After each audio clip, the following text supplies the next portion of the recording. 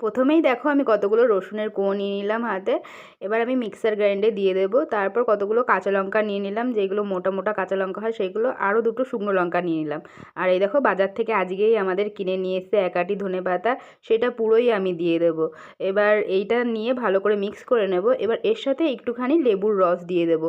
এরকম করে না তোমরা চিকেন পকোড়া হোক বা যে কোনো পকোড়া ভরিয়ে খেতে পারো, খুব টেস্টি লাগে, আমি খেয়ে দেখেছি, তোমরাও খেতে পারো। আর এটা ভাত দিয়েও এরকম করে খাওয়া যায়, কিন্তু আমি এইভাবে খাবো না, যেহেতু অন্যরকম। দেখো কড়াইতে প্রথমে আমি তেল দিয়ে নিয়েছিলাম, একটু শুকনো লঙ্কা আর একটু কালো জিরে ফোড়ন দিয়ে নিয়েছিলাম। তারপর আমি ওই বাটাটা দিয়ে দিলাম, একটু নুন দিয়ে দেবো আর একটু হলুদ দিয়ে দেবো। তারপর যত অবধি না আর কি জলটা শুকনো হবে তত অবধি নাড়াচাড়া করতে হবে। এই দেখো পুরো জলটা শুকনো হয়ে গেছে, আমার বাটাটা পুরো কমপ্লিট। আর দেখো দেখতেও খুব টেস্টি লাগছে না? আর গরম গরম ভাত দিয়ে খেতেও খুব ভালো লাগে। আমার তো খুব ভালো লাগে। তোমরা কি এইভাবে খেয়েছো? এইভাবে একবার খেয়ে দেখবে, খুব ভালো লাগবে। আর যদি ভিডিওটা ভালো লাগে একটা লাইক করে দিও, কমেন্ট করে